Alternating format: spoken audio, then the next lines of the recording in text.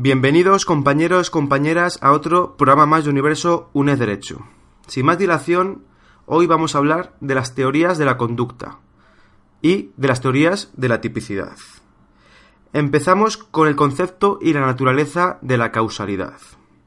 La causalidad es un fenómeno que aparece como una sucesión interfenoménica y se presenta como un concepto ontológico, común a todas las ciencias, dándose la misma en un plano avalorativo, es decir, neutral y previo al de su consideración por cualquier norma. Esta definición es importante, puede caer en alguna pregunta de tipo test. Por tanto, decimos que la causalidad se mueve en un plano previo al de la atribución de la responsabilidad. Y, recordad, no siempre deriva de esta. Pasamos a las teorías de la causalidad con respecto a la conducta. Tenemos como primera teoría la teoría de la equivalencia de las condiciones y su fórmula conditio sine qua non. Por tanto, dentro de la teoría de la equivalencia de las condiciones, no distingue entre condición y causa. Todos los fenómenos que contribuyen a la producción de resultado tienen la misma eficacia causal. Recordamos, teoría de la equivalencia de las condiciones, no se distingue entre condición y causa, o causa y condición. Por lo tanto, todos los fenómenos que contribuyen a la producción de un resultado tienen la misma eficacia causal. Dentro de esta teoría encontramos la fórmula conditio sine qua non, que nos dice que es causa todo fenómeno del que no cabe hacer abstracción mental sin que deje de producirse el resultado, en sus concretas circunstancias. Vamos a poner un ejemplo. Por ejemplo, un sujeto empuja a otro sujeto para evitar que le atropelle un autobús, que se dirige sin control hacia ese sujeto.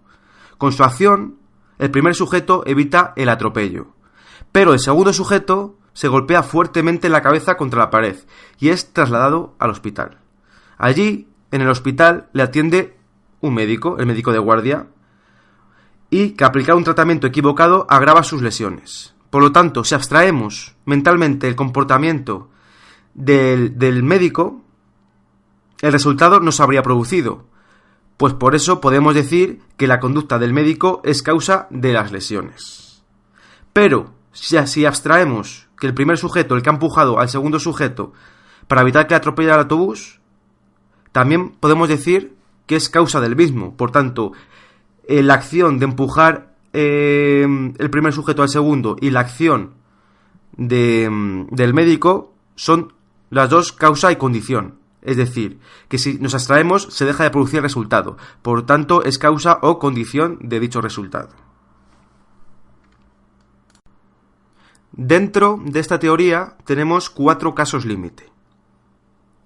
El primero, los supuestos de causalidad acumulativa. Es decir, que concurren 2 condiciones que por sí solas son suficientes para provocar un resultado. Como ejemplo, el sujeto A y el sujeto B vierten en la comida de un tercer sujeto, una cantidad del veneno suficiente para provocar su muerte. Este sujeto la ingiere y finalmente fallece. Por lo tanto, tanto la conducta del primer sujeto como el del segundo son causa y condición del resultado de muerte. El segundo caso límite es el caso de la interrupción del curso causal. Por ejemplo, un supuesto en los que, iniciado un determinado proceso causal, otro independiente interrumpe en el escenario, de tal manera que el resultado se produce como consecuencia directa del curso causal sobrevenido, es decir, del curso causal que ha interrumpido el primer proceso causal. Como tercer supuesto límite tenemos los casos de anudamiento del curso causal, que son aquellos supuestos en los que una circunstancia de la víctima o la intervención de un tercero precipitan la producción de un resultado. Y como último supuesto límite o caso límite tenemos a determinados supuestos de acciones impeditivas, que se caracterizan porque un sujeto impide a otro evitar un determinado resultado.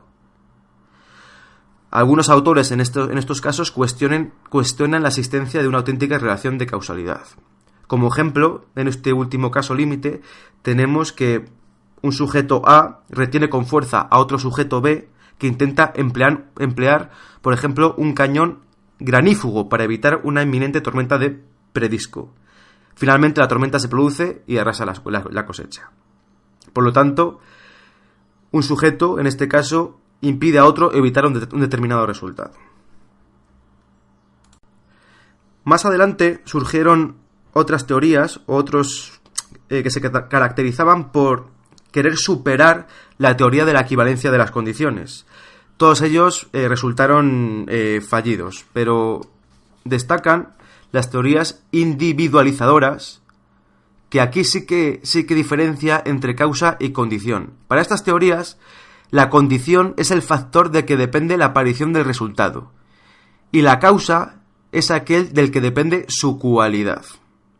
Por lo tanto, solo las causas del resultado realizan el tipo y podrán dar lugar a la responsabilidad penal. Recordad, solo las causas realizan el tipo.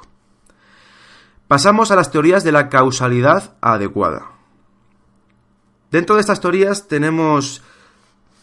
distinguimos entre tres subteorías que podemos definir como la primera como la teoría subjetiva de la causalidad adecuada, formulada por von Kries. Considera que solo existe relación de causalidad entre una conducta y un resultado cuando éste era previsible ex ante, teniendo en cuenta solo el saber nomológico, que es todo el conocimiento experimental de la humanidad, y las circunstancias del caso concreto, que conocía o podía conocer el sujeto, o su saber ontológico. Recordamos, teoría subjetiva, se refiere solo a los factores subjetivos. En esta teoría, el concepto de causalidad incluye valoraciones propias de la tipicidad. Por lo tanto, adelanta parte del contenido de la culpabilidad, ya que prejuzga la previsibilidad de la conducta. La siguiente teoría es la teoría objetiva de la causalidad adecuada. La primera era la teoría subjetiva y la segunda la teoría objetiva, que es en la que estamos ahora. Por lo tanto, suponía una valoración de los caracteres objetivos de la conducta. El juicio de previsibilidad ex ante se alejaba en demasía del caso concreto. Es la pega que tenía. Por lo tanto, para evitar los problemas en el ámbito de la culpabilidad, se eliminaban del análisis los componentes subjetivos. De ahí viene el nombre de la teoría objetiva, que solo se fija en los caracteres objetivos. Y la última teoría es la teoría objetivo-subjetiva de la causalidad adecuada. Es decir, una teoría mixta que junta tanto los caracteres objetivos como los subjetivos. Esta teoría fue formulada por von Hippel y en su análisis de previsibilidad ex ante se combinan elementos objetivos y subjetivos. Por lo tanto, en este juicio de previsibilidad tenía en cuenta las circunstancias del caso concreto cognoscibles por una persona inteligente, las conocidas por el autor o el saber ontológico, la experiencia común de la época sobre los nexos causales, el carácter nomológico, y el problema que se encuentra en esta teoría es que se adelantaban otra vez los propios juicios del análisis de la tipicidad. Por lo tanto, tenemos estas tres subteorías dentro de las teorías de la causalidad adecuada. Recordamos, teoría subjetiva de la causalidad adecuada, teoría objetiva de la causalidad adecuada y la teoría objetivo-subjetiva o mixta de la causalidad adecuada. Ahora vamos a pasar a las teorías de la tipicidad. Y recordamos lo que es la tipicidad, que ya ha sido definida en programas anteriores. Recordamos que la tipicidad es una categoría de concepto analítico del delito. Concretamente, su segundo concepto, la segunda categoría de este concepto analítico del delito, que se refiere a la cualidad de un comportamiento de hallarse comprendido en la descripción de lo injusto que hace una figura delictiva. Por tanto, la tipicidad se relaciona con el principio de legalidad. Solo un hecho tipificado en la ley penal con antelación a su comisión puede ser castigado como delito. Aquí cabe distinguir entre figura delictiva y el tipo de lo injusto. La figura delictiva puede incluir otros elementos además de aquellos que constituyen el tipo, como por ejemplo elementos de culpabilidad o de punibilidad. En cambio, el tipo de lo injusto se refiere solo a la parte de la figura delictiva que describe lo contrario a derecho, es decir, lo prohibido. Un ejemplo, por ejemplo, el tipo de lo injusto del delito de homicidio sería dar muerte a otra persona. Dentro de la categoría de la tipicidad ha habido una evolución histórica en relación con la antijuricidad. con relación con la antijuridicidad. El concepto de tipo fue creado por Belin en el siglo XX y ha cambiado mucho a lo largo de la historia. Cuando Belin formuló este concepto de tipo, se creía que lo injusto estaba formado solo por elementos objetivos o externos, mientras que los elementos subjetivos de la acción se llevaban a la categoría de la culpabilidad. Esto no es así, debido a que el tipo actualmente contiene o se considera que contiene elementos objetivos y subjetivos. La teoría más importante en este aspecto formulada por Belin fue la teoría de los elementos negativos del tipo, que según esta teoría el tipo está formado no solo por elementos positivos, sino también por elementos negativos, es decir, aquellos elementos o circunstancias objetivas que sirven de base a cada una de las causas de justificación. Por lo tanto, significa que la concurrencia de una causa de justificación, según esta teoría, haría que la conducta no fuera ni siquiera típica. Actualmente, esto no es así. Nuestro Código Penal sigue otro tipo de teoría, en la que si hay o existe una causa de justificación, se dice que esa acción o conducta es típica, pero no antijurídica. Por lo tanto, según la teoría de los elementos negativos del tipo, si existe una causa de justificación, se dice que no hay tipicidad. En cambio, actualmente en nuestro Código Penal, si existe una causa de justificación, sí que la conducta sería típica, pero no antijurídica. Esta teoría fue rechazada debido a los problemas que causaba y, por lo tanto, nuestro Código Penal actual se basa en otro tipo de teorías del tipo diferente a la teoría de los elementos negativos del tipo. Por lo tanto, el concepto de tipo seguido en este manual que estamos estudiando, agrupamos lo que ya se ha dicho anteriormente, que la tipicidad y la antijuridicidad son categorías diferentes. Al tipo de lo injusto pertenecen todas aquellas circunstancias que fundamentan lo injusto específico de una figura delictiva. Por lo tanto, recordad, relacionar tipo del injusto con el injusto específico. Y la antijuridicidad, en cambio, expresa un juicio sobre lo injusto genérico, es decir, sobre la contradicción de ese comportamiento, de esa conducta que el tipo ya ha seleccionado como injusto con el conjunto del ordenamiento jurídico, es decir, que sea contraria a derecho. Por tanto, injusto y específico, tipo.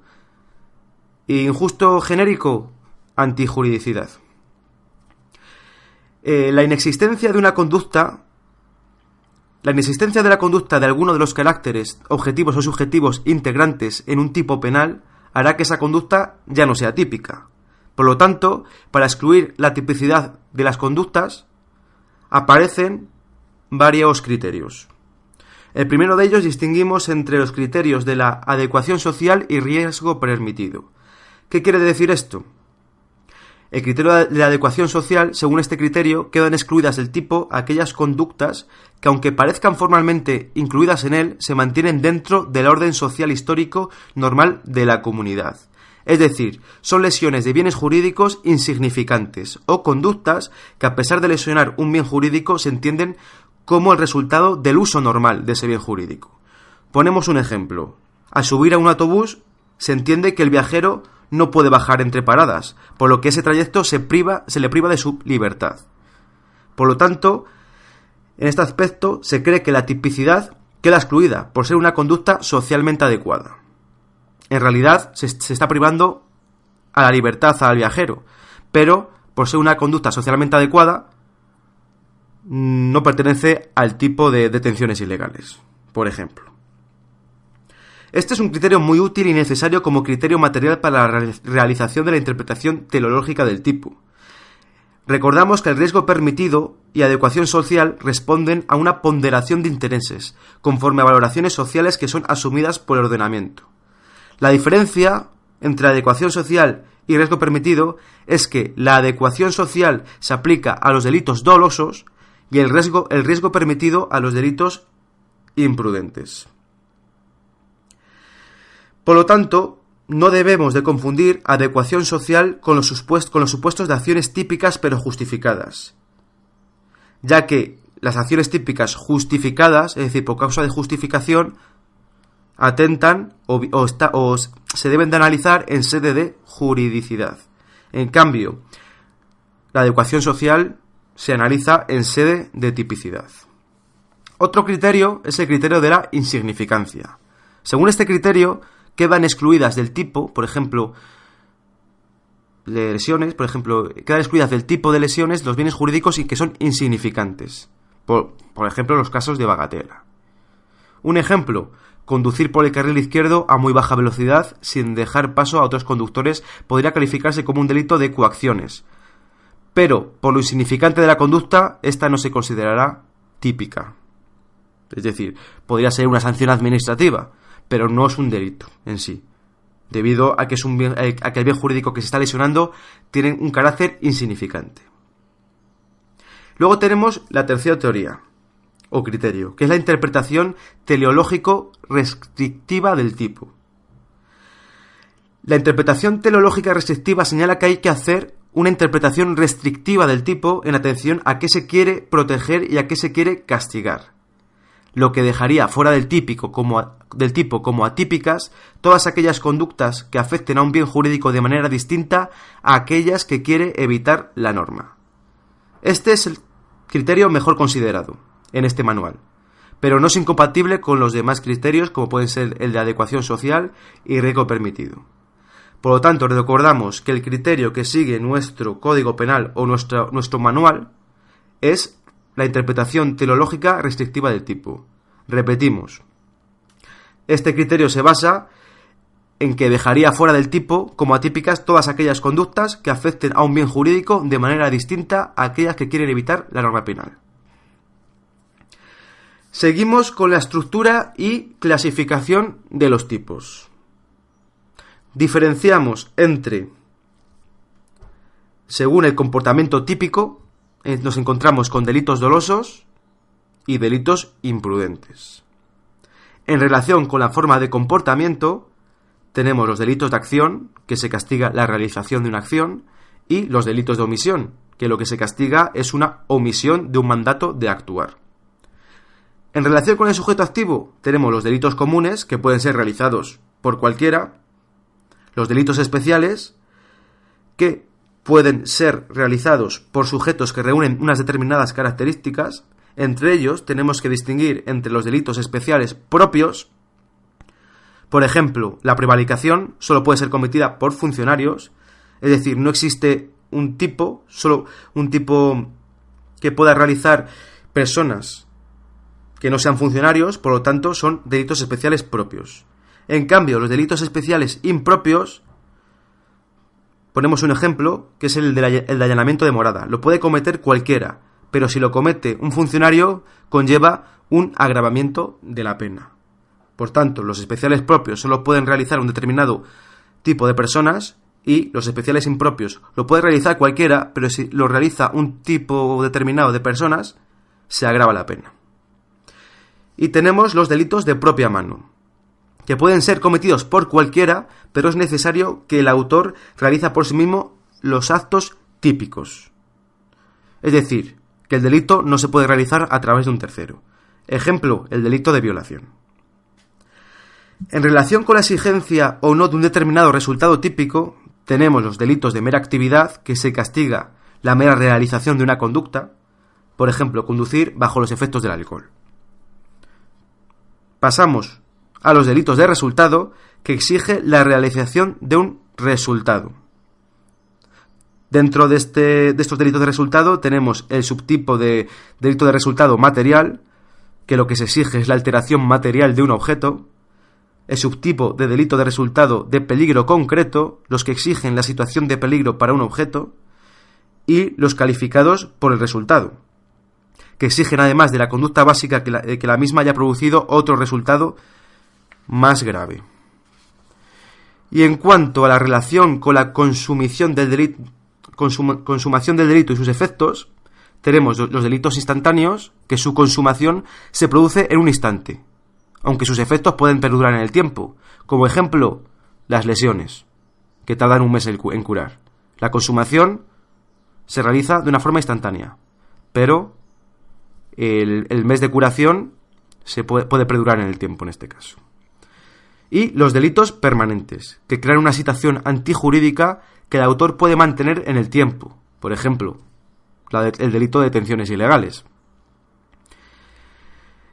Según la concurrencia de las partes objetivas y subjetivas del tipo, tenemos los tipos congruentes, en la que la parte subjetiva abarca toda la parte objetiva del tipo y coincide con ella. Un ejemplo, el de homicidio.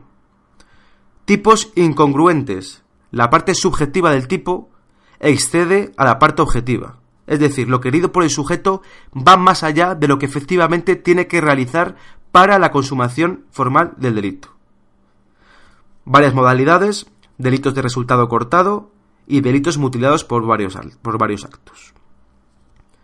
Y según la construcción de los tipos, tenemos tipos simples, que comprenden una conducta, por ejemplo el homicidio; tipos compuestos, que describen varias conductas que deben ser realizadas por el sujeto para cometer el delito.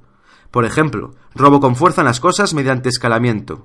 Requiere trepar para introducirse en el lugar y luego el robo. Tipos complejos.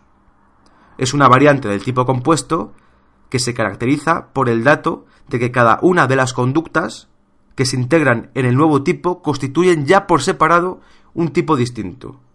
Ejemplo: robo mediante fractura de armarios y puertas constituye por separado dos delitos: hurto y daños. Y luego están los tipos mixtos, los que ofrecen diversas posibilidades.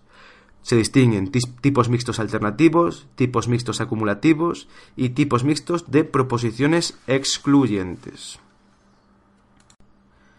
Y por último vamos a definir dos conceptos o dos tipos de peligro, que son el peligro concreto y el peligro abstracto. El peligro concreto es la situación en la que un objeto entra en el ámbito o radio de acción de una conducta peligrosa, y en ese momento su lesión aparece como inminente, aunque por fortuna finalmente no haya podido evitarse. Y el peligro abstracto es que el legislador prohíbe una conducta porque generalmente es peligrosa para los bienes jurídicos. Un ejemplo de peligro abstracto: conducir bajo los efectos de determinadas sustancias es una conducta peligrosa, y por eso el legislador la prohíbe, aunque no haya producido ningún resultado de peligro concreto. Estos dos conceptos también son importantes. Aquí acabamos con las teorías de la tipicidad y de la conducta, y en el siguiente programa hablaremos sobre el delito de acción doloso y los delitos imprudentes. Espero que os haya servido para repasar de cara al examen, aunque ya sé que se ha realizado el examen de la primera semana, pero creo que antes del examen de la segunda semana acabaremos con la primera parte de Derecho Penal, parte general. Un saludo a todos y nos vemos en el siguiente programa.